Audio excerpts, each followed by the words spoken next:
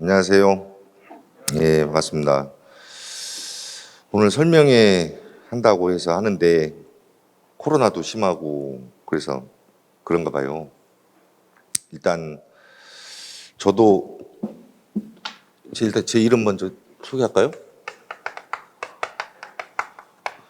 그다음 뭐 알려드릴까? 메일 알려드릴까요?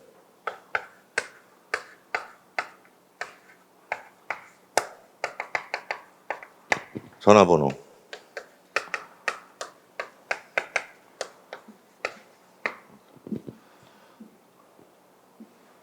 이게 뭐야? 이거 0이에요, 0. LKB 000.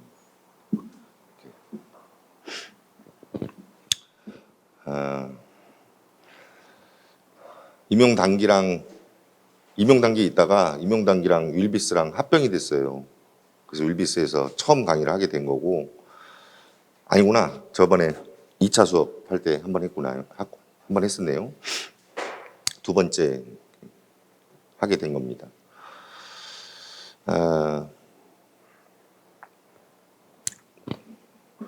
설명의 방식을 여태까지 지금까지 해왔던 방식은 제가 그냥 이렇게 이렇다 합격 전략은 어떻고 공부 방법은 어떻고 뭐 이런 걸 쭉 설명했었거든요. 근데 그것이 뭔 의미가 있을까요? 라는 그런 생각이 들고 해서 오늘은 그냥 여러분들이 궁금한 거 있잖아요. 여기 온 목적이 있을 거 아니에요. 그래서 궁금한 거를 그냥 마음껏 질문하는 걸로. 그러다 보면 제가 하는 말이랑 다 겹칠 것 같아요. 그래서 그렇게 풀어나가는 게 좋을 것 같아요. 그래서 그것이 질문거리가 다 없어지면 맞추는 걸로. 그렇게 하도록 합시다. 알겠죠? 질문 안 하려나? 아무도 말 안 하려나?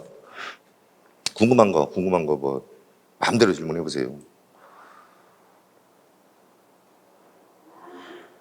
안 하려나? 내년에 이제 임용시험 준비하는 거 아니에요? 맞죠? 이 서먹서먹한 분위기 이거 어떡하죠? 내년에 이제 준비할 텐데 뭐 궁금한 거라든지 뭐 이런 거 있으면 한번 물어보세요.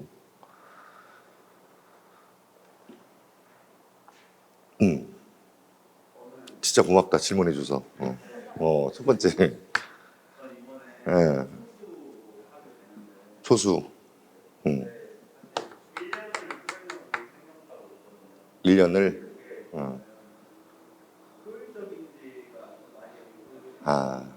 1년 종합반이 효율적인가? 이게 의문이다. 그렇다면 본인 생각은?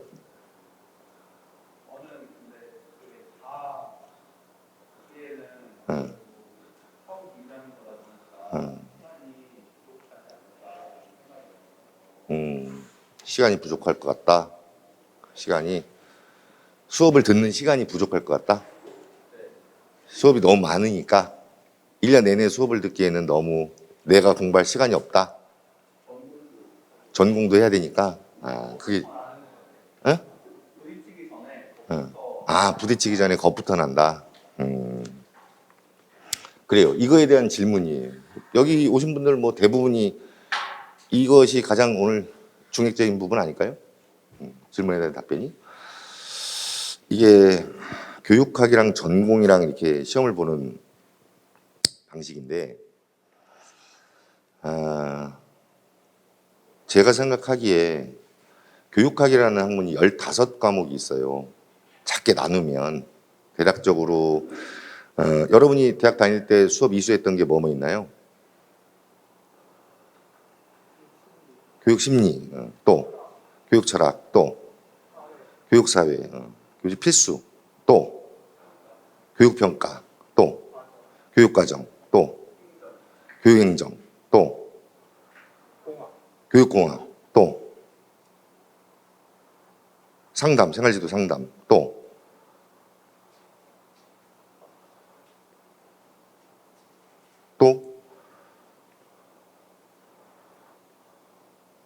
교수학습, 교수학습 되게 중요한 과목, 또 교육연구, 교육통계, 그 다음에 교사론. 또 뭐 이렇게 많이 남았지? 15과목인데? 못 빠졌지?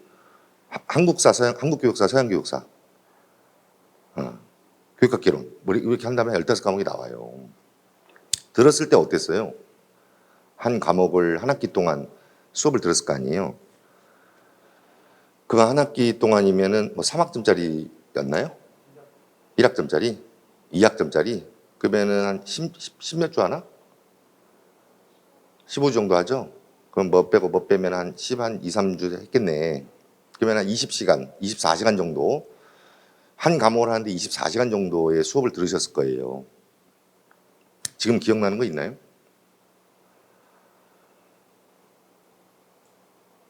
교수학습 중간고사 문제가 뭐였어요? 기말고사는요? 그렇듯 그 20 몇 시간이라는 시간을 한 학기 동안 6개월간 그것도 바로 그냥 하루 종일 24시간 하면 다 까먹어버리니까 천천히 6개월 동안 천천히 일주일에 2시간씩만 해가지고 했는데도 기억이 안 나고 완벽하게 내게 안 되고 이해가 안 돼요. 그 정도로 만만치가 않은 과목들이에요.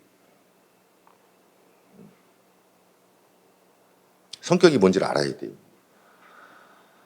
전공은요? 전공은 얼마만큼 수업을 들으셨죠? 교육학보다 훨씬 더 많이 하셨나요? 그러니까 전공은 조금 낫지 않아요? 교육학보다? 그래도 전공 얘기하면 그래도 조금 알아듣고 막 이러지 않아요? 근데 교육학 얘기하면 못 알아듣고 그게 뭔 얘기지? 처음 들어보는 것 같은데? 뭐 이런 느낌이 들 거라는 거지. 이제 알겠죠?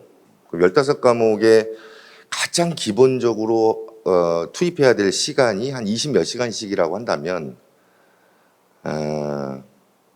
15과목을 곱하면 저 20시간이라만 잡아도 한 30시간? 15과목이니까 20시간 하면 300시간이 되겠네. 수업 듣는 데만 300시간이 필요한 거예요. 그럼 제 수업은 몇 시간이냐? 1년 동안 하는 수업이 몇 시간이냐? 커리큘럼 얘기를 여기서 바로 들어갑시다. 커리큘럼에 대한 질문도 하실 거잖아요.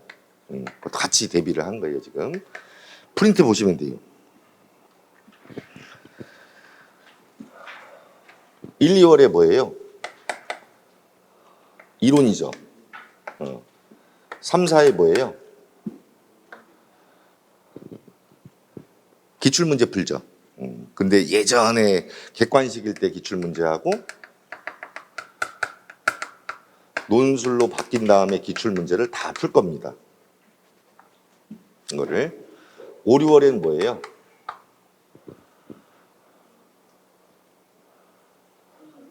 그렇지. 심화 이론이야. 심화 테마가 될 거예요, 아마. 이건 무슨 말이냐면, 예컨대 교육심리학의 비고치키 이론이라는 게 있다 치자.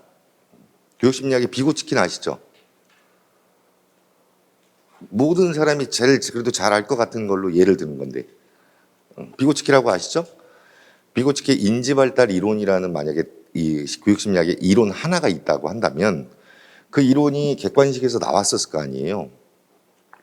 그죠? 그 다음에 만약에 논술로도 나왔다고 가정을 한다, 아직 안 나왔는데 나왔다고 가정을 하면 비고치키의 인지발달 이론이라는 그 테마라는 제목을 가지고 여기서 풀었던 거를 다시 한번 복습하고 여기서 풀었던 걸 복습을 하고 다음에 시험 문제가 나온다면 어떻게 나올 것인지까지 예상을 해주는 것까지 한 세트가 들어있는 거야.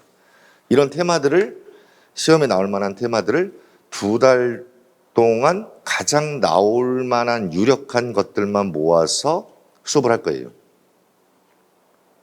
이때 이게 5, 6월 수업이야. 그 커리큘럼 중에 성격을 알아야 되니까. 그 다음에 7, 8월은 단원별 문제예요. 그냥 문제풀이가 들어가는 거예요. 이제 문제풀이. 그러니까 이때까지 이론을 계속 기출 문제를 통해서 이론을 다시 보완하고 예상 문제까지 더 이렇게 커지는 거지. 여기가 이렇게 시작점이면 이거보다 점점 더 커지고 요거를 더 이렇게 키우는 거지. 여기까지가 이론 수업 끝 이렇게 되는 거예요. 이때부터 문제풀이야 그냥 7, 8 단원별로 문제, 과목별로 문제를 풀고 그 다음에 9, 10 모의고사 보고 10일 시험 보기 전까지 모의고사 보다가 시험장 가는 거야 그냥. 이때는 뭐 새로운 내용을 공부하는 게 아니야. 여태까지 했던 그 많은 15과목이라는 많은 내용을 모의고사 형태로 연습을 해보는 것뿐이라는 거지. 그러니까 사실상 수업은 여기가 끝이야. 이것을 문제를 통해서 연습하고 적용하고 전의를 높이는 작업일 뿐인 거죠. 이렇게 흘러가. 자, 그렇다면 이게 몇 시간 수업을 하냐면 시간으로 정해드린다면 하루에 4시간 수업이잖아요. 근데 쉬는 시간 빼고 못 빼고 하면은 몰입할 수 있는 시간 한 3시간 정도라고 가정을 한다고 치면 일주일에 2번 수업하니까 6시간이죠. 8주 하는 거예요. 그럼 몇 시간이에요? 48시간밖에 안 돼요. 이것도 몇 시간이에요? 48 이렇게 되는. 근데 이거는 문제 모의고사니까 1시간은 시험 볼 시간 줄 거 아니야. 훨씬 작아지겠지. 그러면 이게 며칠이냐면 이틀, 6일, 8일, 10일 정도 수업하는 거예요. 1년이라고 해봤자. 1년에 10일 수업을 하는 거야. 365일 중에 며칠? 365일 중에 10일 정도만 수업하는 거야. 1년 커리큘럼이. 1년이라는 기간이니까 되게 많아 보이는 것 같지만 사실상 가장 최하의 어떤 최저의 시간이라고 보셔야죠. 그래서 효율적이냐라는 질문 자체가 성립이 안 돼요. 비효율적인 거예요, 사실. 훨씬 더 수업 시수를 확보해서 더 많이 수업하는 게 훨씬 좋은 거예요. 이제 환경 여건상 요 정도만 하는 거지. 요 정도만. 그래서 일주일에 교육학 투자하는데 월화 5점밖에 안 돼. 수업 듣는 게. 그다음 전공은 수목금 이렇게 하지 않나요? 그럼 그거야. 그것도 한 반나절 4시간씩 하지 않나? 맞죠? 그래서 교육학 오전 하고 오후 야간은 본인 공부하는 충분한 시간이 되고 수목금도 수업을 듣는 외에 오전 오후 이런 것들이 충분한 시간이 될 거고 주말에도 충분한 시간이 남아. 그래서 수업을 듣는 시간은 사실상 부족하다. 특히 초수에게는 너무 부족하다. 그래서 초수생들이 좋은 성적이 나오기가 쉽지가 않은 시험의 성격이다. 물리적인 시간이 확보가 돼야 되는데 초수생들에게는 물리적인 시간이 확보가 안 되다 보니 내용들이 자동화되거나 내면화될 기회가 많지가 않다. 그렇다면 가장 유리한 사람들이 누구겠어요? 재수나 삼수생이 가장 유리한 거예요. 이 시험의 성격상. 물리적인 시간을 많이 투입하다 보니 내용들이 훨씬 더 내면화가 잘 되겠죠. 그래서 이게 쉽지가 않은 시험인 건 분명한 거예요. 그래서 요거에 대한 질문의 답변은 제 생각이잖아요. 제 생각은 초생이라고 한다면 이 정도의 시간 투입은 무조건 해야 되지 않겠느냐. 이거를 몰입해서 다 듣는다 하더라도 내 걸로 만드는 게 만만치가 않을 것이다 라는 거죠. 근데 만약에 초수인데 이거를 등한시하고 몇 시간씩 듬성듬성 내용이 빠진다면 재수할 때도 엄청나게 피곤해질 겁니다. 초수 때는 기본기가 탄탄해야 돼요.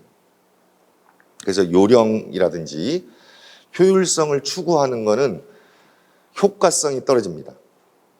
우리 이제 교육 방법론에 3가지 원리가 있는데 효율성이라는 게 있고 효과성이라는 게 있고 매력성이라는 게 있거든요. 교육 방법의 원리에는 효율성이라는 건 시간 투입을 말하는 거죠. 노력의 투입. 효과라는 건 결과예요. 성적을 말하는 거예요. 매력성은 흥미를 말하는 거예요. 그렇다면 여러분이 가장 첫 번째 원칙으로 뽑아야 할 건 뭡니까? 여러분이 꿈꾸는 게 뭐예요? 내년에. 무조건 합격이죠. 여러분 합격하려고 여기 왔지 뭐 즐기러 온 거 아니잖아요. 그럼 여러분이 첫 번째 원칙으로 생각해야 될 것은 요겁니다. 근데 많은 학생들이 요거를 자꾸 추구해요. 요령을 피워요. 그러다 보니까 결과가 좋게 안 나오는 경우가 많은 거죠. 그래서 여러분들은 절대 이거에 대해서 생각하지 마시고 더 많이 적극적으로 수업에 임하시고, 왜냐하면 혼자 하는데 걸리는 시간이 너무 많이 드니까. 혼자 공부하는 건 되게 비효율적이에요. 그렇지 않겠어요? 30년간 교육학만 공부하고 교육학만 수업하고 교육학만 생각하고 교육학만 가지고 놀았던 전문가한테 맡기는 게 훨씬 도움이 될 겁니다. 무슨 말인지 알겠죠? 그게 비고치키 이론이에요. 인지가 발달하고 싶냐? 고수한테 찾아가라. 고수한테 배워라. 그게 최고 빠른 길이다. 네가 하지 마라, 제발 좀. 이게 비고치키 인지발달 이론의 핵심입니다. 오케이? 그래서 요거에 대한 답변은 커리큘럼도 이렇게 설명했으니까 요거는 반드시 해야 될 필수 코스라고 저는 생각했기 때문에 이 커리큘럼을 만든 거예요. 그래서 지금까지 교육학 강의하면서 최적화된 코스를 개발해냈고 그거대로 계속 했기 때문에 고득점이 나올 수가 있었던 거예요. 그러니까 요 커리큘럼은 필수고요. 요거는 약간의 변화를 줬어요. 요것도 어떤 변화를 줬냐면 원래 커리큘럼은 3, 4월에 논객 특강이라고 제가 최초로 만든 거예요. 제가 만드니까 이제 다 선생들 따라하긴 했는데 논술 시험이 예전에 객관식 시험에서 나왔던 걸 변형해서 출제하더라고요. 그렇다면 예전에 객관식에서 나왔던 것이 논술로 나올 가능성이 높을 거 아니에요. 그래서 예전에 객관식에서 나왔던 내용들로 만들어진 객관식 기출문제 집으로 3, 4월 수업을 했던 거예요. 반응이 되게 좋았죠. 히트를 쳤고. 그 다음에 5, 6월 달엔 논술 기출문제를 수업을 했던 거예요. 근데 그것보다도 그거를 하는 것도 물론 좋은데 그 둘을 연결해서 같이 하는 게 낫지 않겠느냐. 이왕 하는 김에. 그래서 객관식에서 나올 만한 가능성이 희박한 걸 쳐내고 가능성이 높은 것들로만 해서 둘 다 하는 시간을 짜임새 있게 하는 게 낫지 않겠느냐라는 생각을 한 거예요. 아직 책은 안 나온 상태입니다. 근데 그 작업을 하고 있는 중이야. 그래서 이 객관식과 논술만 연결해서 기출문제집이 나온다면 최초의 책이 되겠지, 또 노량진에. 분명히 학생들이 제일 좋아할 것 같아요. 어려운 작업이니까. 그래서 요거를 지금 기획하고 있는 중이고, 요거는 작년에 처음으로 한번 시도해 봤어요. 왜 시도했냐면 코로나라서 수업을 안 했어요, 제가. 1, 2월 이론 수업을. 그래서 그냥 인터넷 이걸로 무엇이든 물어보살이라는 특강으로 공부하다가 궁금한 거 질문하면 답변해 주는 형식으로 이론 수업은 작년 거 듣고 그런 식으로 진행을 했었어요. 논객도 마찬가지고. 그러니까 시간이 있었던 거죠. 그래서 요걸 만들었어요. 심화 테마로.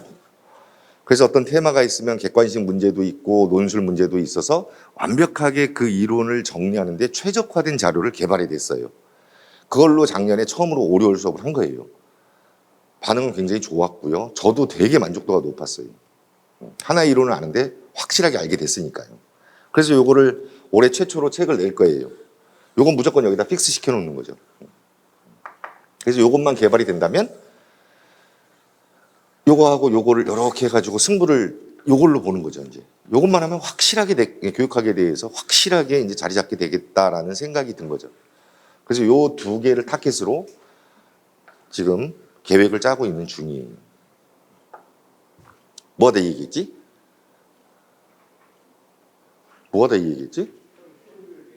효율 얘기하다 그 얘기했나? 어찌됐건, 이게 제일 중요한 거예요. 그리고 혼자 공부하는 건 더 비효율적이에요. 그래서 혼자 공부하는 것보다 전문가랑 같이 공부하는 게 1000배, 100배, 10,000배 이상 효과가 있을 겁니다. 그러니까 혼자 뭐 하려고 하지 마시고 일단 가이드를 받고 일단 맥이 뭔지, 핵심이 뭔지, 지식의 구조가 뭔지를 파악한 다음에 그 다음에 본인이 하는 게 훨씬 효율성도 높고 매력성도 올라갈 겁니다. 혼자 공부하면 재미가 없어요. 모르니까요. 근데 알게 되는 순간부터 굉장히 재밌어집니다. 그래서 어차피 이것을 위해서는 이걸 높이는 전략들이 필요해. 근데 이것은 본인이 공부한다고 효율성이 높아지는 건 아니고 오히려 비효율적이라는 거지. 그 다음에 좀 아는 상태에서 배우고 난 뒤에 뭔가 보이기 시작하면 이게 굉장히 증가하게 될 거예요. 재밌을 거예요. 그래서 요거랑 요거는 자연스럽게 수업을 통해서 따라올 수 있도록 그렇게 진행을 할 테니까 요거를 필수적인 거 코스를 밟는 게 좋을 것 같아요. 이거 안 하고 뭐 할 거냐고. 대안이 뭐냐고. 그래서 굉장히 좋은 프로그램으로 설계해 놨으니 아마 초수생이라고 한다면 충분히 다 하나도 빼놓지 않고 듣는 게 중요합니다. 근데 중요한 게 뭐냐면 왜 이런 질문인지 저도 알 것 같아요. 초수생들이 인지 과부하에 걸려요. 1, 2월 이제 강의 듣자마자 시작될 거예요. 도저히 너무 많으니까 따라오질 못해요. 무슨 말인지 못 알아듣는다고. 너무 많으니까. 그러니까 질려버리는 거지. 지쳐버리고. 그래서 많이 그렇게 학생들 사이에 이거 도저히 못하겠다 하니까 효율적으로 요것 좀 하니까 낫더라. 요것 좀 하니까 낫더라라는 것 때문에 효율성을 추구하게 되나 봐요. 근데 우리가 이런 거죠. 예컨대 스타크래프트를 배운대. 너무 오래됐나 게임이? 스타크래프트 아세요? 당구를 배운다 진짜 당구. 당구를 배우는데 몇 달이 걸릴까요? 당구 한 300 정도 쳐야지 합격이라고 치자. 당구 한 300을 치는데 몇 달 정도 걸릴까요? 짝대기로 공 갖고 노는 거예요. 되게 단순한 게임이에요. 근데 300을 치려면 1년 갖고도 안 돼요. 안 되는 사람은. 막 3년 쳐도 안 되고요. 30년을 쳐도 300 넘는 사람이 많지가 않아요. 수영을 배우는데도 어느 정도 걸리나요? 또 영어 회화를 공부하는데 어느 정도 걸려야지 회화를 좀 자유롭게 할 수 있나요? 등등등등 새로 배우는 모든 것들을 생각해 보시라고. 요 시간 정도, 한 10일 정도 투자해서 잘한다라는 평가를 받는 게 세상 어디에 있는지를 한번 보시라고. 10일 정도 김치를 담그면 김장을 잘 담글까요? 10일 정도 노력하면 된장을 만들 수가 있을까요? 매주를? 10일 정도 투자하면 사과나무를 잘 키울 수 있을까요? 그런 것처럼 어떻게 보면 최소한의 시간이라고 보시면 돼요. 근데 10일 만에 교육학 전 범위에 대한 지식들이 내면화가 되고 어떤 걸 물어본다 하더라도 바로바로 대답할 수 있는 실력이 되는 그런 놀라운 경험을 하게 될 거라는 거지. 그건 쉽지가 않은 겁니다. 최고 고수를 만났을 때 그걸 전수를 받았을 때 가능한 일이지 혼자 독학해서 10일 만에 그 효과를 가져올 수 있다? 불가능한 얘기예요. 이거 가능한 이유는 저는 30년간 대한민국에 있는 모든 교육학 강론서를 공부했고 그 안에 들어있는 가장 그것을 이해하는 최소한의 시간을 투입해서 이해하는 노하우를 갖고 있는 사람이죠. 그래서 그 노하우를 전수해주고 내러티브를 통해서 알려줌으로써 이해를 할 수 있는 거고 빨리 습득을 할 수 있는 겁니다. 그래서 여러분이 거쳐야 할 그 과정을 내가 다 거쳤기 때문에 가장 효율적인 길을 안내해 주는 거라고 생각하시면 돼요. 그래서 초수생이라고 한다면 특히 1년을 하루도 빠짐없이 절대 지각하지 말고 절대 결석하지 말고 힘들더라도 그냥 꾸준하게 계속 들어보세요. 이때는 안 들리던 게 이때 조금 들리기 시작할 거예요. 이때 조금 들리기 시작하던 게 이때 막 팡팡 터질 수 있을 거예요. 그러면 이때 또 안 들려도 똑같은 거 또 설명해 주거든요. 이때 이해하는 놀라운 경험이 생겨요 또. 그러면은 이해가 되는 어느 순간부터는 그때 탄력을 받고 실력이 급상승하게 돼 있고 되게 재밌어집니다. 그게 그 시점이 저는 이때였으면 참 좋겠어요. 왜냐하면 이때는 수업이 되게 힘들 거예요. 하나도 모르니까요. 이때는 이때보다 훨씬 재밌을 거예요. 찌끔 아는 게 나오니까요. 이때는 훨씬 재밌겠죠. 이때보다 아는 게 더 많아지니까 대화도 되고. 이때가 하이라이트죠. 그때는 모두를 사랑합니다. 그때는 학생들도 나를 너무너무 좋아하게 되고 나도 학생들을 너무너무 좋아하게 되고 그러면서 이별하는 거예요. 처음에는 되게 싫어해요. 나도 싫고 학생도 싫겠지. 힘드니까, 어려우니까. 근데 이것이 그 과정들을 다 거쳐 나가다 보면 나중에 나비가 될 수 있다라는 거지. 그걸 인내한다면. 꽃들에게 희망을이라는 책 읽어보셨죠? 애벌레들이 막 남들 따라하다가 다 떨어져 죽잖아요. 근데 그 꽃들에게 희망을 해서 나비가 되는 그 애벌레는 1년간의 인내의 시간을 이겨내죠. 그래서 결국은 날게 되죠. 똑같습니다. 인생의 원리를 표현한 책이니까요. 그래서 이 과정을 잘 꾸준하게 관리하면서 충실하게 성실하게 따라오는 자들은 시험장 가서 굉장히 기분 좋게 만족도가 높은 시험을 보게 될 것이고 그 과정이 뭔가 석연찮은 구석이 생기면 시험 답안에도 분명히 그 역사가 드러나게 될 겁니다. 그래서 중요한 것은 1년을 충실하게 사는 것이 초수생이 해야 될 역할 아닌가. 또 그러려고 여기 온 거고. 그래서 이 커리큘럼은 웬만하면 따르는 게 근거상 훨씬 더 효과성도 높고 효율성도 높고 매력성도 높다. 이렇게 결론 내릴 수 있을 것 같아요. 질문에 대한 답변 됐나요? 다시 한번 집에 가서 생각해 보는 거지. 내가 하는 게 효율성이 높은가? 수업을 듣는 게 효율성이 높은가? 다시 한번 생각해 보는 거지. 또 좋은 질문이었네요. 커리큘럼도 설명하게 되고. 또 궁금한 거.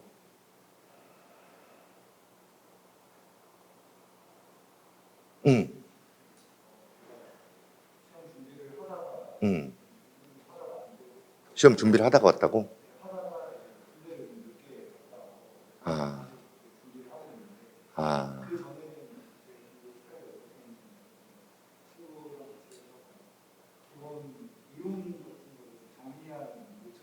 아,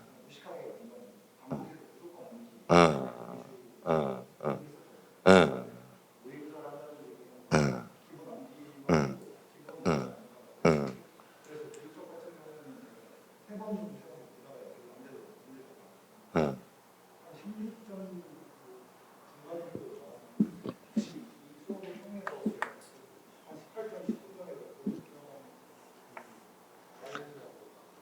군대 가기 전, 군대 가기 전의 모습이 뭐였다고? 몇 년 공부했다고? 임용을 몇 번 쳤어? 3번 쳤어? 3번 쳤는데 교육학 15, 16점.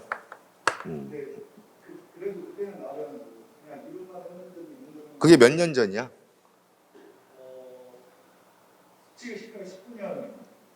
17, 18, 19년?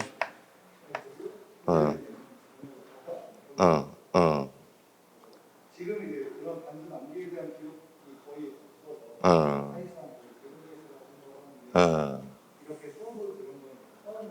어. 수업을 안 듣고 공부했는데 이렇게 나왔어? 혼자 저기 스터디 해가지고? 잘했네.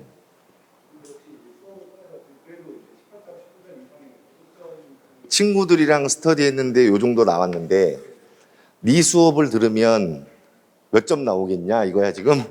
네 수업은 몇 점이냐? 어려운데 좀 어려운 것 같아요. 이건 모르겠어요. 내 수업을 들어서 근데 군대를 이제 갔다 왔잖아. 군대 갔다 온 상태에서 아무것도 다 까먹은 상태다 이 얘기잖아 지금.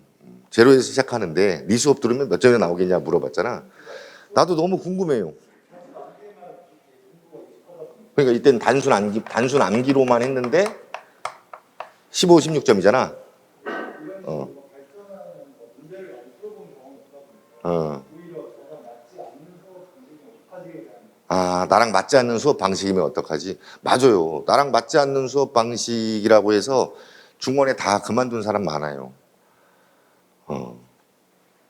맞아요. 코드가 안 맞으면 못 견뎌요. 어쩔 수 없어요. 내 인상이 너무 내가 제일 싫어하는 스타일이야. 그것도 수업 들으면 안 돼. 그걸 어떻게 그걸 견딜 수 있겠냐고. 그냥 저 사람 스타일이 괜찮다, 나랑 딱 잘 맞는 것 같다라고 하면 1년 즐길 수 있거든요. 아, 근데 저 사람 스타일 너무 싫어. 저 말투도 너무 싫고, 저 언어도 너무 싫고, 저 사람 표정도 너무 더러워. 뭐 이러면은 절대 하면 안 돼요. 근데 되게 웃긴 게 뭔지 알아요? 스타일이 너무 안 맞는데 계속 욕을 해요. 그리고 들어요, 계속. 그게 더 웃긴 것 같아요. 싫으면, 안 맞으면 안 듣는 게 제일 맞아요. 오케이?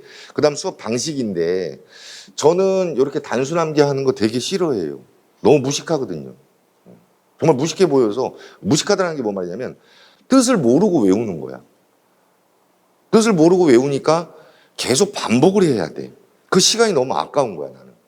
그게 되게 비효율적이니까. 매력성도 떨어지고. 그렇다고 효과도 높은 게 아니고. 그래서 조금 그 전에 외웠던 걸 이제 나랑 같이 공부하면서 아, 그때 그게 왜 그런 결과였지라는 그 근거 이유를 알게 될 거예요. 그리고 지금 논술은요, 적용으로 많이 바뀌었어요. 이때만 해도 암기하는 문제가 한 반 정도가 나왔어요. 그럼 반 정도가 나오면 잘 보세요. 20점 만점에 5점이 기본 점수예요. 그러니까 15점짜리 시험이라고 보시면 돼요. 서론, 결론, 형식 쓰는 건데 이거는 채점하질 않아. 그냥 주는 거야. 왜 만들었냐면 과락을 면하기 위한 거야. 그러면 15점 중에 5점은 일단 확보가 된 거잖아요. 이거 15점 맞았으면. 그럼 15점 중에 10점 맞으니까 3분의 2 점수가 나온 거지. 그렇게 보시면 돼. 근데 그 당시에 암기하는 문제가 3분의 2가 나왔어. 그래서 딱 여기 한 개인 거예요. 근데 만약에 그걸 알고 이해한다면 적용하는 문제니까 20점 도전해 볼 만은 해. 도전해 볼 만은 한데 나랑 이제 궁합이 잘 맞아야겠지. 근데 만약 궁합이 안 맞으면 10점 나올 수도 있는 거야. 그거는 나도 모르겠어. 해봐야지 알 것 같아. 그러니까 아마 하다 보면 느낌이 올 거야. 수업을 이제 1, 2, 3, 4 진행하다 보면 저게 맞구나라는 느낌이 오면 계속 가는 거고 이상한데 그러면 중간에 일단은 하차를 하는 게 좋은 거지. 바꾸는 게 좋아. 그러니까 일단 해보자. 근데 요거는 난 모르겠어. 또 군대도 갔다 왔고 지금은 어떤 상황인지 모르니까 중간중간에 나한테 찾아와서 연구실에 와서 나랑 얘기도 좀 자꾸 하고 네가 하는 활동 과정에 대한 피드백을 나랑 좀 받았으면 좋겠어. 그러면 내가 도움을 좀 줄 수 있잖아. 그거를 한다 보면 어느 정도 저거보다 더 높은 점수를 향해 가야 되지 않을까? 근데 이때보다 난이도는 훨씬 올라갔어. 지금 시험은 이때 성격이랑 완전 반대라고 보면 돼. 그래서 암기하는 스타일로 고득점이 나올 수는 없는 시험으로 바뀌었기 때문에 이제는 바꿀 필요는 있을 것 같아. 그리고 전공 공부를 좀 더 많이 하고 교육과 이 정도면 전공 좀 잘했으면 붙었을 텐데 전공 공부를 좀 올해는 많이 했으면 좋겠어. 그렇게. 오케이? 이 친구 질문에 대한 포인트가 뭔지 알겠습니까? 두 가지가 나온 거예요. 단순 암기를 했다. 수업을 안 들었다. 친구들이랑 스터디 하면서. 근데 15점이랑 맞았었다. 초수 때도 15점 맞았어? 14점? 그 다음에 16점 맞고? 우와, 잘했네. 단순 암기했는데 그 정도가 나왔다. 근데 네 수업을 들으면 훨씬 낮이지 않겠냐? 뭐 낮이냐? 이런 질문인 거예요. 근데 이제 변화된 게 뭐냐면 이 당시의 시험의 스타일하고 지금 시험의 스타일의 변화라는 것도 지금 설명이 된 거야. 이때는 적어도 한 반 정도가 암기해서 풀 수 있는 문제가 나왔다고. 근데 지금은 암기해서 푸는 거는 1점짜리로 줘. 한 3개 정도, 4개 정도, 한 4점이 나오고 적용하는 게 10점이 나오더라고. 예전에는 암기하는 게 한 7, 8점을 줬는데 지금은 적용하는 게 10점으로 바뀌었어요. 그러니까 시험이 완전히 변화가 된 거야. 그러니까 지금 시험에 만약에 군대 가기 전에 스타일로 공부했다면 안 했겠지. 근데 그 당시는 그게 맞을 수도 있겠지. 근데 지금은 적용하는 걸로 바뀌었다라는 거. 그러니까 우리가 이제는 암기해서는 안 되는 거고 이 이론이 던져주는 메시지가 무엇이고 그다음에 교사가 이제 그 이론을 토대로 어떻게 교육 활동을 해야 될지를 논할 줄 알아야 돼. 그러니까 실전이 돼야 되는 거야. 실제적인 지식이 되어야 된다는 거지. 그러니까 시험 제도가 바뀐 것도 이 친구 질문을 통해 하나 정리가 되는 거예요. 시험의 성격이 적용력을 중시하는 시험으로 변화가 됐다. 그래서 단순 암기하는 스타일보다는 그 지식이 학교에서 어떠한 쓰임새로 나타나는지를 연결할 수 있는 능력이 필요한 시험으로 바뀌었다. 요거 하나 건졌네요. 오케이? 그 다음에 두 번째, 저학궁합이 맞는 게 좋다. 그러면 저학궁합을 맞추려면 두 가지가 있어요. 일단 나한테 적응을 하는 게 좋아요. 그러니까 마음을 열으란 얘기지. 선입견을 가지고 나 저런 스타일 싫었어 라고 하는 게 아니고 좀 지켜보세요. 저를. 그러면 수업을 쭉 같이 여러 번 만나다 보면 좋은 부분을 보려고 노력을 하시는 게 좋아요. 어차피 같이 공부해야 될 사람이니까요. 근데 나쁜 부분을 자꾸 보려고 하다 보면 못 견뎌요. 그러니까 좋은 면을 보려고 노력을 하시는 게 좋아요. 알았죠? 그래서 적응을 하는 게 첫 번째고, 두 번째는 변화를 시켜보려고 노력하시는 게 좋아요. 나한테 와서 선생님 나 이게 너무 싫어요. 그것만 좀 고쳐주세요 라고 저한테 연구실에 와서 얘기해도 괜찮아요. 그러면 제가 말하겠죠. 그거는 내가 바꾸기 힘들 것 같다. 오케이? 또는 오케이 내가 한번 노력을 해보겠다. 이렇게 나올 거예요. 근데 내가 노력을 해도 안 바뀌는 것 같으면 그때는 새로운 환경을 찾아 떠나야 돼요. 알겠죠? 이제 새로운 선택을 해야 돼요. 이게 순서예요. 이거를 스턴버그는 상황적 지능이라고 합니다. 스턴버그 혹시 아세요? 들어보셨나요? 스턴버그의 지능 이론, 3원 지능 이론이라는 게 있거든요. 인간의 지능을 세 가지, 분석적 지능, 경험적 지능, 상황적 지능이라고 했는데 요거랑 관련된 능력을 상황적 지능이라고 해요. 그래서 새로운 상황에 적응을 하는 게 지능이에요. 그래서 어차피 1년 동안 공부를 할 거면 저랑 죽고 못 사는 사이가 되는 게 좋겠죠. 그러면 1년 동안 우리는 행복하게 공부할 수 있는 거고, 나를 계속 비판적인 눈빛으로 나를 자꾸 책의 내용을 보기는커녕 책의 오타만 찾으려고 하는 사람도 있어요. 그런 측면으로 바라보게 되면 1년 내내 불행해지겠죠. 그래서 이걸 적응하려고 노력하시는 게 첫 번째 지능이다. 그 다음 이제 그게 너무 힘들면 변화시키려고 조금 저한테 와서 얘기도 좀 하시고, 그래도 안 되면 새로운 환경을 찾아 떠날 줄도 알아야 돼요. 요 흐름대로 하는 것이 좋을 것 같아요. 그래서 이 질문을 통해 두 가지 건졌네요. 시험의 성격이 이제는 완벽한 이해를 통한 적용력으로 바뀌었다라는 거, 그 다음 저랑 될 수 있으면 코드를 맞추려고 함께 노력하자라는 거. 그러면 되게 재밌을 거예요. 오케이? 질문에 대한 답변 됐나? 그 다음에 결과. 점수가 몇 점 나올까? 그건 모르겠어. 해봐야지 알 것 같아. 왜냐하면 시험도 바뀌었고 너의 지적 기능도 어떻게 바뀌었는지 모르겠고, 그 다음 나이도 먹었으니까 조금 더 경험 지식이 늘었을 거라고 생각해. 그러니까 텍스트를 이해하는 능력은 분명히 신장됐다고 생각하니까 더 낮을 가능성이 높지 않을까, 그렇게 생각을 하지. 그 다음 또 나의 또 탁월한 교수 능력도 있으니까 또 맞춤식으로 방법을 찾아내겠지. 내가 체크는 계속 하고 있을게. 오케이. 또 질문. 아까 말씀하신 것 중에서 음. 논술이 이제 음. 오전은 서론 본론이라고 그냥 주신다고 말씀하셨는데, 음. 저는 사실 이때까지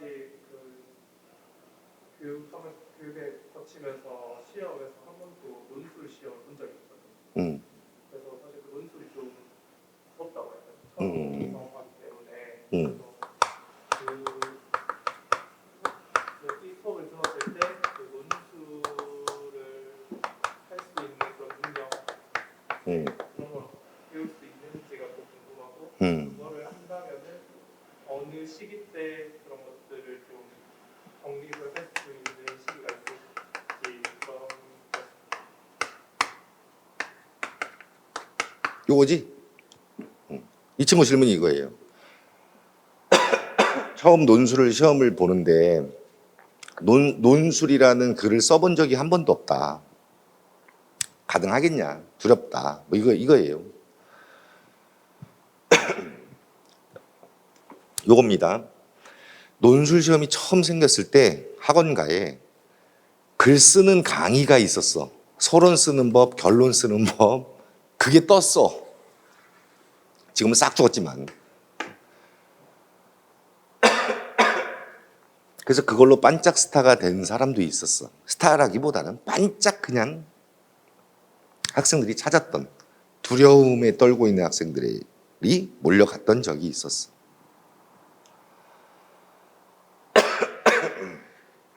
근데 이것이 실제 점수가 아니라 형식이라는 것을 알고 다 죽었지. 그래서 전혀 신경 쓰지 마시고, 우리는 작가를 뽑는 시험이 아니에요. 교사를 뽑는 시험이지. 글의 형식을 가지고 채점을 하겠습니까? 작가를 뽑지 그럼.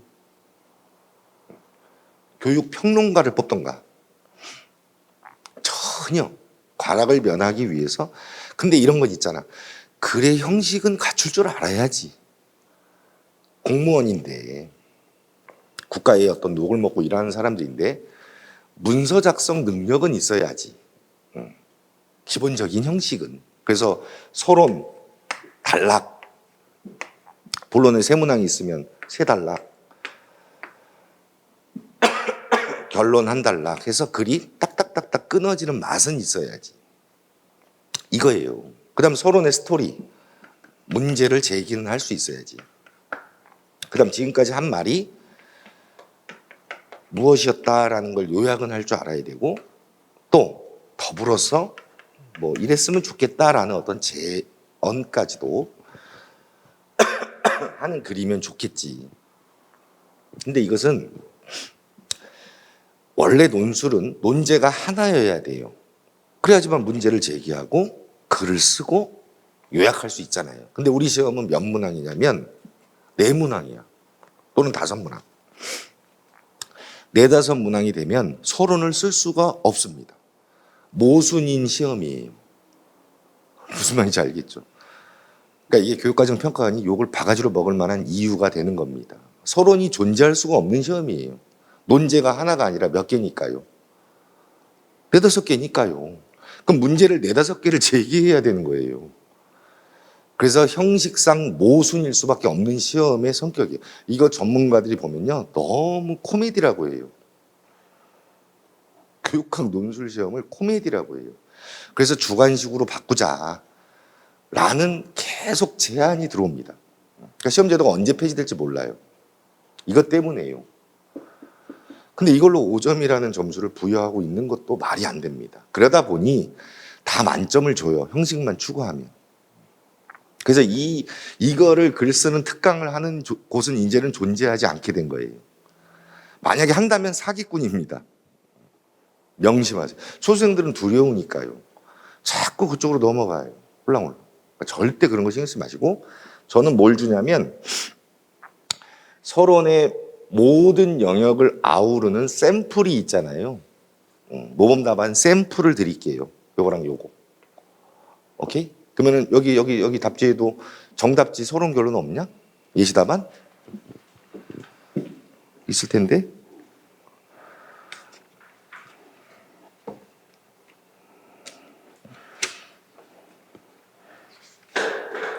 있네. 올해 시험 본 거 있죠? 그런 식인 거예요. 서론이랑 결론. 예시 답안. 그 샘플을 하나를 외워. 나 봐봐. 서론이랑 결론 쓰는 법이 궁금하다고 했잖아. 샘플 하나를 외워. 그러면 그 3줄씩이거든? 몇 분 정도 걸릴 것 같아? 1시간? 1분? 아니, 3줄 내용을 외우는데 몇 분 정도 걸리냐고. 1시간? 군대 있을 때 우리 왜 5분 대기 출동 그런 거 막 외우고 막 그러잖아. 그런 거 며칠 걸렸어? 몇 시간 걸렸어? 하루 정도 걸렸지? 그래, 그러면은 글 잘 쓸까? 네, 정답은. 언제? 오늘.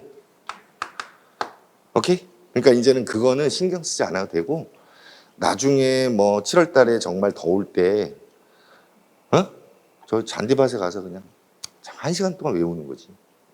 아니면 뭐 9월 달에 뭐 추석 때 송편 먹으면서 외우든가. 아니면 뭐 빼빼로 데이 날 11월 11일 날 그때 빼빼로 먹으면서 외우던가 하는 거지 이거를 걱정할 이유도 없고 사기꾼들에 의해서 그동안 계속 두려웠던 것 같아. 그러니까 이제는 그런 사기 당하지 말고 그러니까 알아야 돼. 무지하면 사기당해. 그래서 서론이랑 결론은 걱정은 절대 하지 마시고 본론이나 제대로 써야 돼. 물어본 건 알아야 될 거 아니야. 그게 점수야. 그래서 이제 본론에 있는 내용들을 공부하는데 1년을 쏟아야 되는 거지. 서론 따위나 결론 따위가 중요하다고 하는 사람이 있으면 걔는 사기꾼이다 이렇게 보면 돼. 뭔 말인지 알겠죠?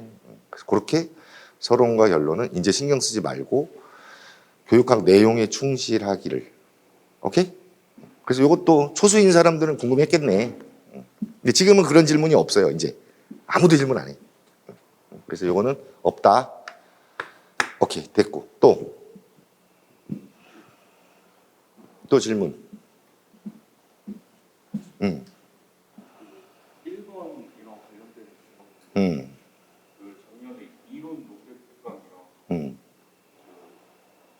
그러니까 그 1, 2월 때 열렸던 거랑 음, 그리고 논술 기출 음. 따로 열렸던 거를 음. 들었었는데 아, 들었었어? 네 그러면은 이번에 시험 봤어? 아니 시험은 안 보고 아, 네 듣기만 했었는데 그러면은 올해 만약에 왜 시험을 안 봤어? 3학년 아, 3학년 때부터 미리 공부했어? 네 우와, 잘했네. 그러면 잘했네. 올해는 만약에 커리큘럼을 따라가면은 응.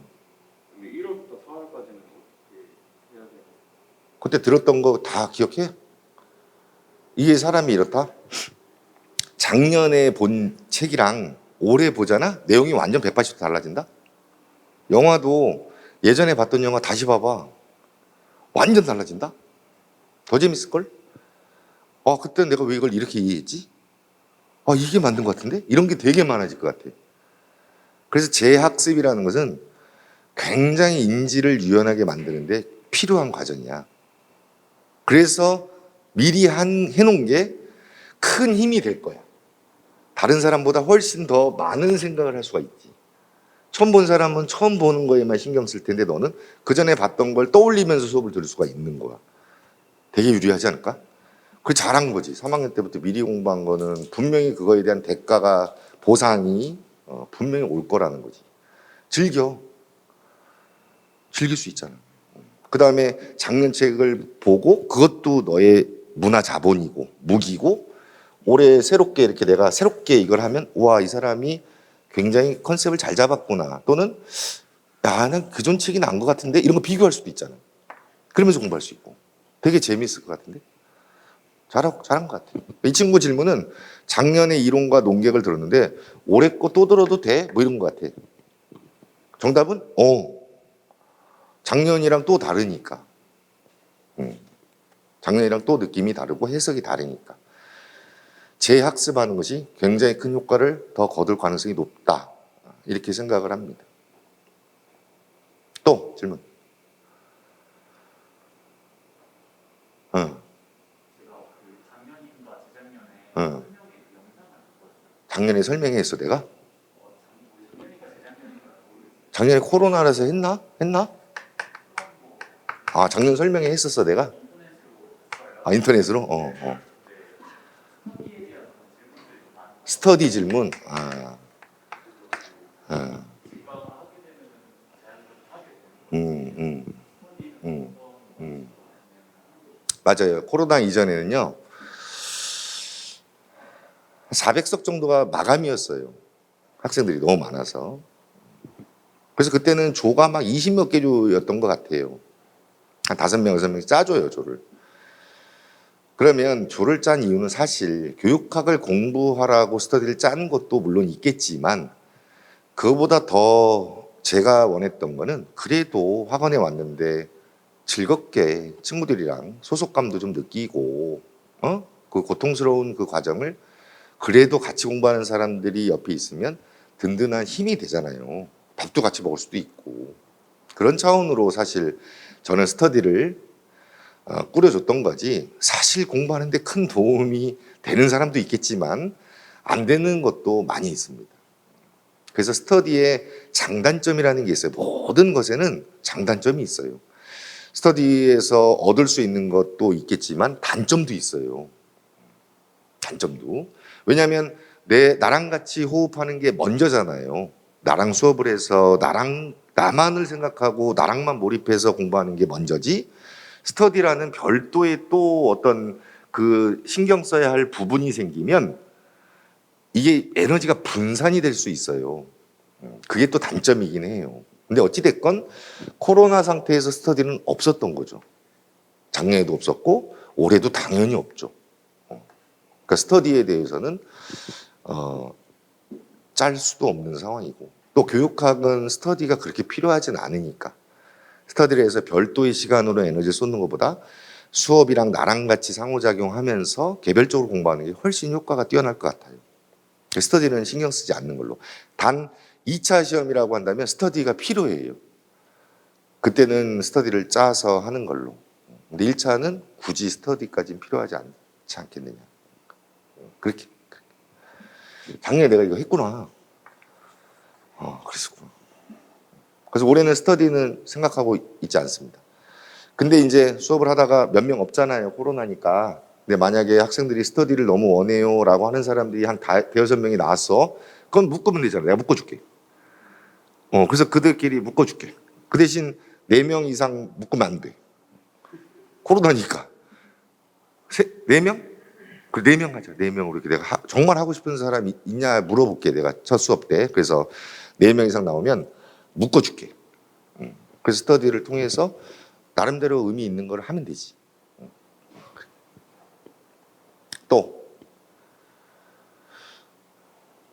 또 궁금한 거.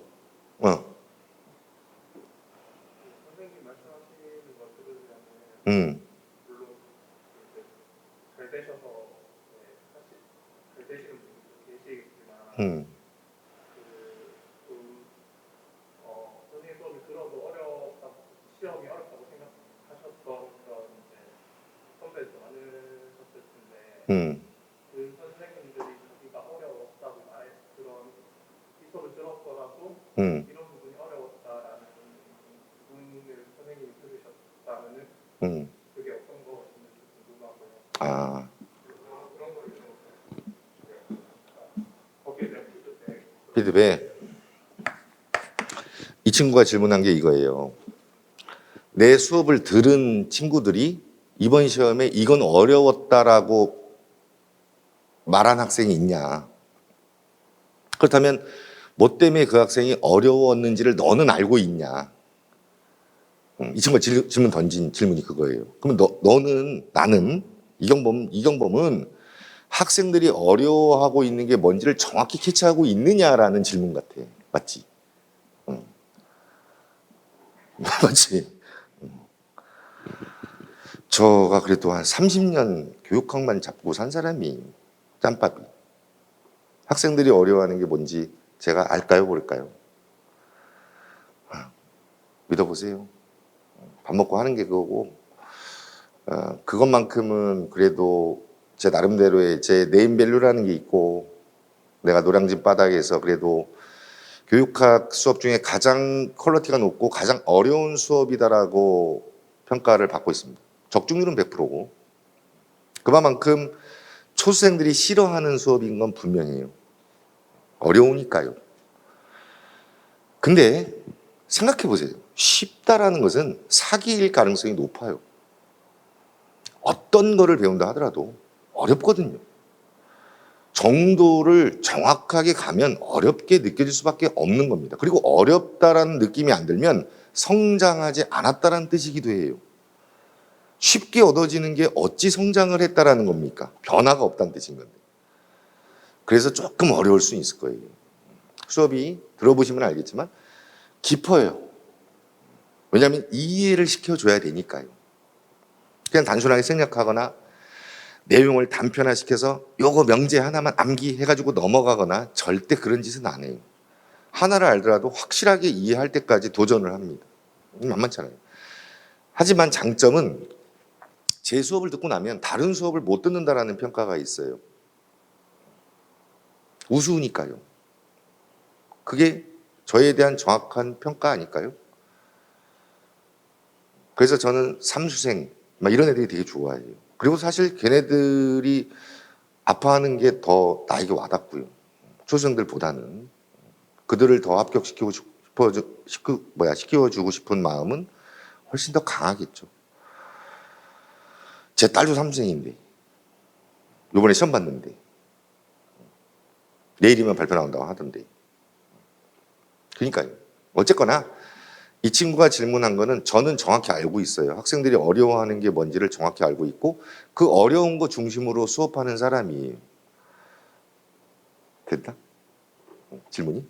그래서 학생들이 어려워하는 게 뭔지를 너는 캐치하고 있냐? 캐치하고 있고 그러면은 그거를 어떻게 할 거냐? 잘할 거야.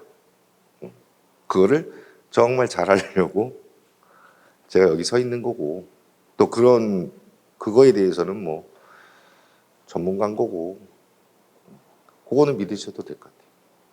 그 다음에 언제든지 질문하면 되잖아. 언제든지 질문하면 되잖아. 그러니까 더 적극적으로 나한테 다가서 해야지. 그러면은 얻을 수 있는 게 많잖아. 근데 우리가 소극적인 자세로 임하면 질문도 만약에 안 했다고 해봐. 오늘 설명회는 그냥 1분 하다가 안녕하세요 하고 안녕히 계세요 하고 가면 되는 거지. 근데 질문을 하게 되면 질문을 통해서 우리가 해야 될 것들이 뭔지가 나오니까 그렇게 적극적으로 임하는 게 훨씬 좋을 것 같아요. 그거는 1년 동안 계속 만들어 갑시다. 오케이? 또 몇 분이야? 1시간 지났다? 질문 몇 개 받았는데? 또 궁금한 거?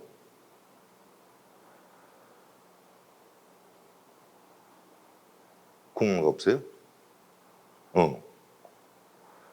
1월까지 한 2주가량 나왔는데 어. 저는 그동안 저 사실 올해 1, 2, 3, 4월 강의를 들었어요. 1, 2, 3, 4월? 이론 강의하고 논객 강의 들었겠네? 두 개를 들었는데 너는 왜 들었어? 너도 3학년이었어? 저는 상호는 제가 대학원생인데 아, 대학원생이구나. 내년 여름에 들었어요. 아, 내년에 시험 보니까 미리 공부했네. 잘했네. 근데 이제 저는 2주 동안 생각을 가진 게 음. 이론 강의책에서 철학, 심리학, 사회학을 일단 읽으려고 생각하고 있거든요. 근데 또 더 읽어야 되거나 아니면 이거는 벌어야 되거나 그런 건 없어. 왜냐면 시험 문제가 뭐가 나올지는 모르는 시험이잖아. 점쟁이도 못 맞춰. 15과목 중에 5문제가 나온다고 보면 돼. 그러니까 이 친구는 지금 남은 2주 동안 뭐 하는 게 좋냐 이거 같아요, 질문이. 그래서 만약에 한다면은 어떤 걸 하는 게 좋겠느냐 이건데 그거는 본인이 선택하는 거야. 왜냐면 뭐가 나올지 모르니까요. 근데 일단 잡은 게 철학이랑 심리학이랑 사회학은 한번 읽어보고 싶다고 했잖아. 그건 정말 잘한 것 같아. 왜냐하면 철학이랑 심리학이랑 사회학이 모학문이야. 사회를 통해 과정이 나오는 거야. 심리를 통해 교수학습, 생활지도, 교육공학이 나오는 거고 철학은 교육 목적론이니까 당연히 해야 돼. 그래서 모학문이라는 건 정확히 찝었기 때문에 그거는 많이 책을 읽는 게 좋아. 그래야 사유 능력이 생기니까. 나머지 것들은 훨씬 더 짧은 시간에 해결할 수가 있거든. 그래서 베이스를 탄탄하게 하는 차원에서 철학, 심리학, 사회학을 이론서를 충분히 읽고 단어들도 좀 사전 찾아가면서 좀 정확히 이해하고 하는 노력을 하는 건 즐기는 거는 좋을 것 같아. 그 다음에 2주 동안 그것이 다 해결됐다면 다른 과목들은 아무거나 선택해도 될 것 같아. 근데 조금 팁을 주자면 상담하기 좀 어려울 거야. 상담 이론들이 깊어. 그래서 상담 이론을 좀 한번 추천해 줄 수 있고 그 다음에 또 하라고 한다면 그 정도면 될 것 같은데 교육 과정의 시험 문제가 많이 나오거든. 교육 과정을 조금 친숙하게 만들어 놓는 것도 좋을 것 같고 그 다음에 학생들이 되게 싫어하는 과목이 교수학습인 것 같아. 그래서 교수학습 이론들도 왜 싫어하는지를 좀 이유를 찾아보는 것도 좋을 것 같아. 그렇다면 지금 정해준 게 철학, 심리학, 사회학, 그 다음에 상담, 그 다음에 과정, 교수학습 정도. 요 정도만 하면 아주 중심 과목들을 그래도 잘 대비하고 수업을 임한다 이렇게 생각하면 될 것 같은데 그 외에는 나머지는 전공 공부하면 되잖아. 그래서 그거를 막 그 암기하려고 하지 말고 그냥 이렇게 술술 책을 읽듯이 음미를 좀 정독을 하는 게 좋을 것 같아. 그렇게 2주를 보낸다면 알찬 시간 보낼 것 같아.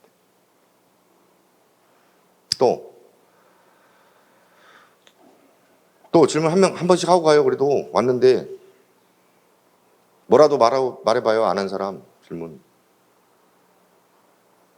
어? 그래도 한 마디씩은 하고 집에 가야지. 궁금한 거 없어요? 경쟁률은 몇 프로예요? 몇 대 몇이에요?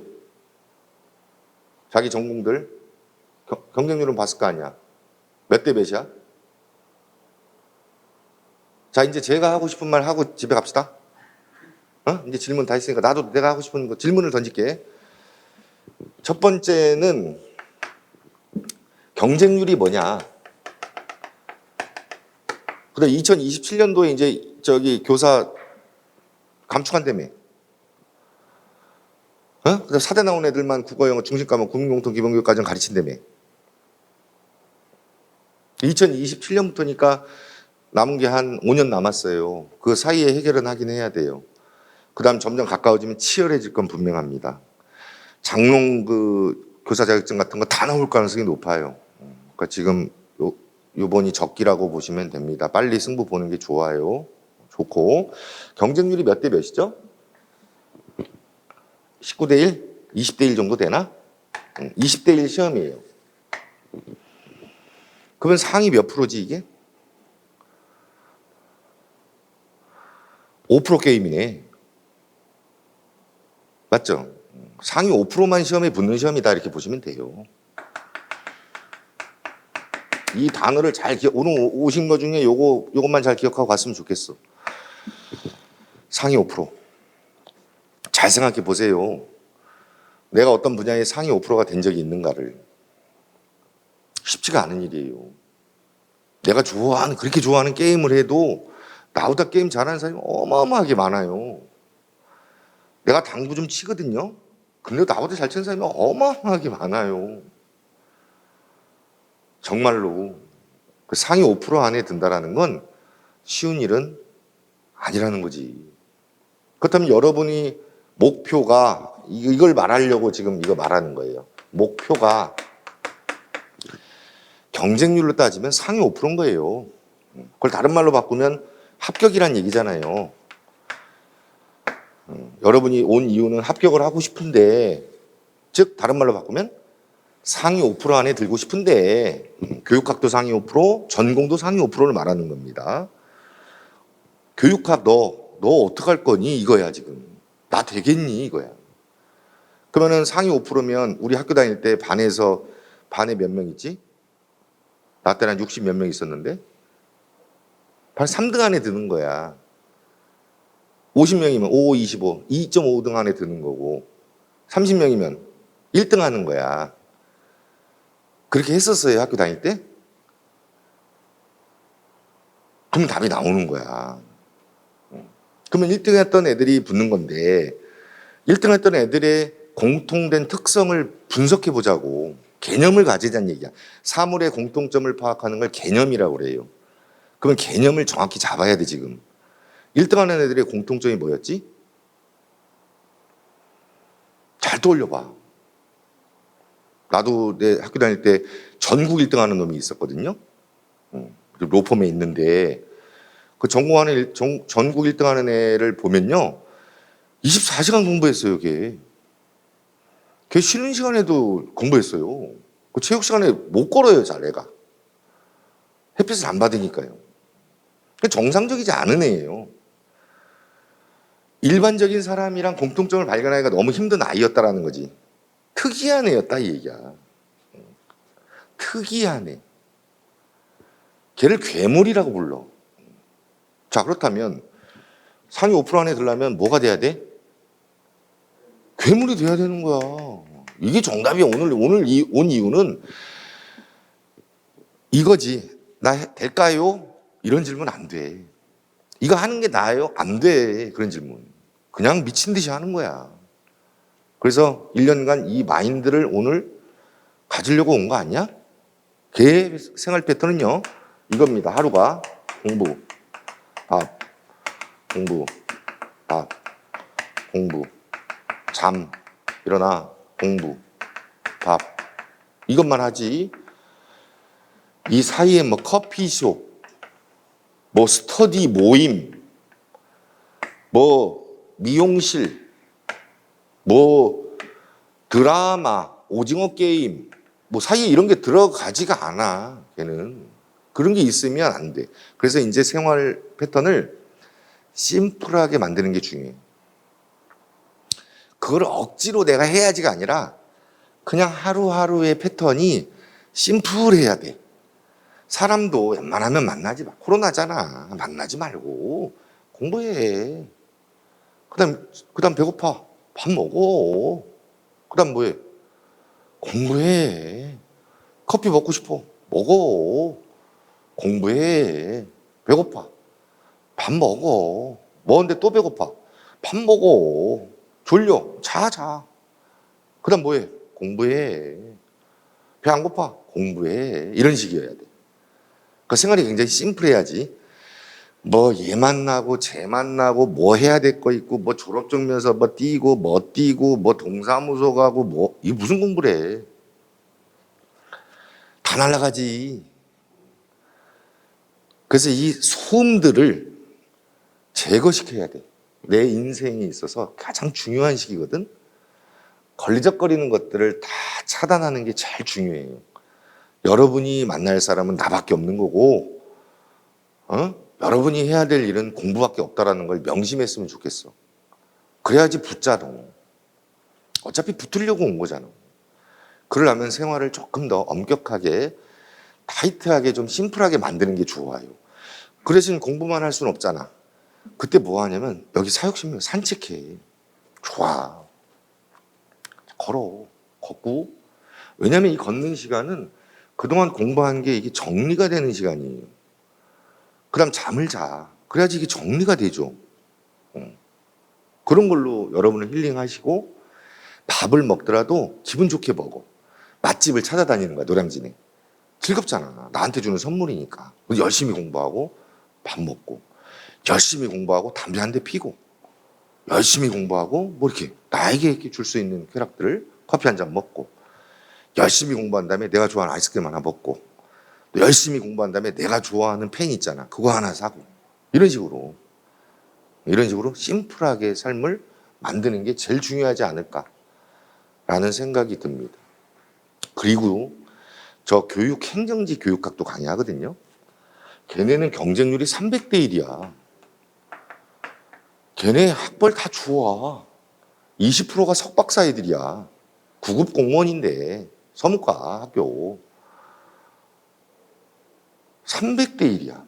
지금 어떤 분야든 들어갈 수 있는 곳이 쉬운 데가 없어. 그리고 왜? 워낙 능력치들이 출중해서 너무 똑똑한 애들이 너무 많아. 진짜로. 우리나라가 그리 괜히 뭐 세계 랭킹 막 5등, 6등, 7등하고 막 그런 게 아니야. 괜히 그런 게 아니야. 인적 자본들이 너무 성장했어. 지금 애들 봐봐요. 너무 똑똑해요. 근데 외국 나가보면 알겠지만 어리버리한 애들 되게 많아요. 근데 우리나라 사람들은 너무 똑똑해요. 그런 거예요. 그 경쟁이 이게 만만치가 않은 거예요. 그래서 오늘 꼭 여러분이 알고 가야 할 얘기는 만만한 시험은 아니다. 정말 심플하게 생활하고 충실하게 공부하고 좋아해야 된다, 공부를. 그리고 교사가 되고 싶은 마음이 강할수록 좋다. 그 교사라는 직업의 가치를 내면화하는 게 훨씬 중요한 일인 것 같다. 그랬을 때 강한 열정도 생기고 동기도 유발되지 않겠느냐. 그러니까 직업에 대한 의심이라든지 할 게 없어서 하는 그따위의 어떤 정신 상태로는 버티기가 쉽지가 않다.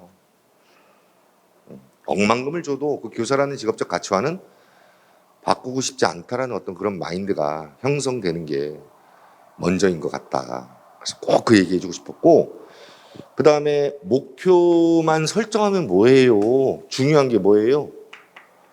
목표를 관리할 줄 알아야지. 이게 MBO라고 하는 거거든요. 교육행정학에서 Management by Objectives라고 목표 관리 기법이에요. 목표만 설정하면 뭐해? 관리를 해야지. 그러면 1년 동안 또는 매일 또는 매주 또는 매달 해야 될 활동들이 있잖아요.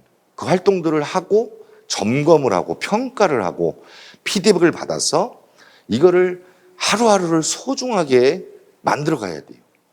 내가 지금 뭐 하고 있지? 내가 지금 이거 해야 될 거 했나? 점검해야 돼. 그거를 심리학에서는 메타인지라고 해요. 그래서 그런 과정들이 다이어리 혹시 있어요? 프리퀀시 없어? 다이어리 같은 거 그거 꼭 하나 장만해서 올해는 충실하게 좀 하루 플랜도 좀 짜고 일주일 플랜도 꽉 빼곡하게 한번 채워보는 얼마나 그런 기회가 좋아. 평생 한번 그런 것도 해보는 것도 좋은 경험이잖아.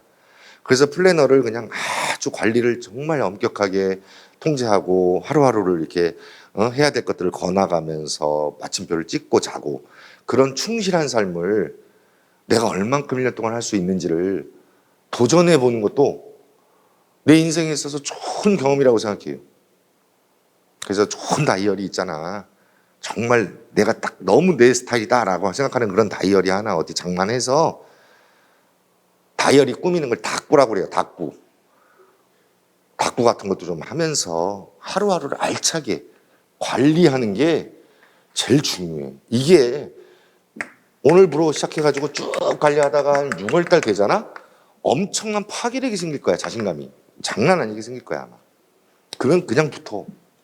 그리고 꼭 내가 항상 수업 때 얘기하는 건데 이미 6월 달에 90% 정도가 결정이 됩니다. 합격과 불합격이. 명심하세요. 이때는 누구나 다 공부하는 거야. 생각을 해보세요. 7월 달부터 공부 안 하는 미친 사람이 어디 있어요? 시험이 얼마 안 남았는데. 그때는 경쟁력이 없는 거예요. 가장 느슨한 시기가 이때입니다. 제일 정신 나간 상태. 이때는 몰라서 뭘 해야 될지 몰라서 헤매고요. 이때는 꽃 피고 막 이 봄바람 날려가지고 정신이 흐드러져요. 그 다음 6월달 막 장마 오고 막 못이 젖고 막 그러다 정신 나가요. 이때가 제일 약점을 보이는 거야, 경쟁자들이. 이때 확실하게 제압하지 않으면 나중에는 힘들어. 머리 좋은 놈들이 등장하거든. 찌끔만 공부해도 금방 알아내는 놈들. 그 놈들한테 뺏겨. 그래서 이때까지 완벽하게 이거를 자기를 관리하지 않으면 쉽지 않은 시험이다. 그래서 항상 얘기해. 6월 달까지 90%는 이미 결정돼 있다라는 거지. 이때 10% 갖고 이제 막 이렇게 막 엎어지고 뒤치락거리고 막 하다가 이제 바뀌고 막 운명이 바뀌고 이러는 거지. 90% 정도 이미 정해져 있다고 보시면 돼요. 그래서 오늘부터 6월 말까지 다이어리는 엄격하게 통제할 필요는 있지 않느냐. 그거를 과학적 근거를 뭐라고 한다고? 목표 관리 기법, 영어로 MBO라고 합니다. Management by Objectives. 알았죠? 목표 관리 기법을 활용해서 1년을 좀 알차게, 심플하게 이렇게 보내는 게 내년 이맘때 되면 아마 좋은 결과가 있지 않을까. 초수건, 중수건, 뭐 재수건, 삼수건 중요하지 않고 다 이유가 있을 거고. 그래서 지금부터 마인드를 좀 탄탄하게 하시고 오늘 다이어리도 좀 쇼핑하러 가셔서 다이어리도 좋은 거 하나 장만하시고 준비를 좀 하는 게 좋을 것 같아요. 저는 뭐 하는 일이 이 일밖에 없어서 최선을 다해서 1년간 여러분이 합격할 수 있도록 직업이니까 또 내가 좋아하는 일이니까 여러분한테 인정받고 좋은 평가 받을 수 있도록 또 새로운 학원도 왔으니 또 나도 또 이 로테이션이라고 그래요. 행정에서 직무 순환이라고 그래요. 수평적 전문화의 문제점이 뭐냐면 지겨워. 똑같은 곳에 있으면. 환경이 바뀌니까 나도 참신해졌어. 생각도 좀 기분도 그래. 되게 강의실도 너무 좋아. 뷰도 너무 좋고 또 여기 학원의 제일 큰 강의실이 여기고 내 강의실이야. 또 새롭게 시작해서 이제는 윌비스죠. 윌비스가 1등인 학원을 만들고 싶은 그런 포부도 있어. 새로 왔으니까. 물론 뭐 기존에 임용단기도 너무너무 좋았던 학원이었는데 뭐 일비수로 왔으니 이제 새로운 마음으로 새롭게 시작을 해야 되겠죠. 아무튼 올해부터 시작을 해서 올해 안에 뭐 1등 싹쓸이해서 1등 할 수 있으면 좋겠지만 안 되면 뭐 내년이라도 반드시 그 목표는 달성하려고 노력을 할 거예요. 여러분한테 충실하게 수업을 할 거고 저는 누구 만나는 사람도 없어요. 친구도 없고 오직 뭐 만나는 게 학생밖에 없고 그리고 심플해요. 삶이 단순해요. 수업하고 밥 먹고 목욕 좀 하고 욕조에다가 뭐 거품 목욕 거품 목욕도 환경 오염되니까 소금으로 바꿨어. 장미향 나는 소금이 있어. 그거 좀 몇 개 뿌려가지고 거기서 책 내가 읽고 싶은 책 좀 읽고 그다음 또 수업 준비하고 제가 하는 일이 그거예요. 심플해. 없어 하는 일이. 그래서 그냥 충실하게 여러분만 보고 생활을 할 거고 최선을 다해서 1년간 잘 꾸려 나갈 테니 잘 믿고 잘 신뢰하고 잘 해봅시다. 여러분도 열심히 하고 나도 열심히 해서 내년에 좋은 결과 나오면 좋잖아요. 잘 해봅시다. 제가 할 얘기는 여기까지입니다.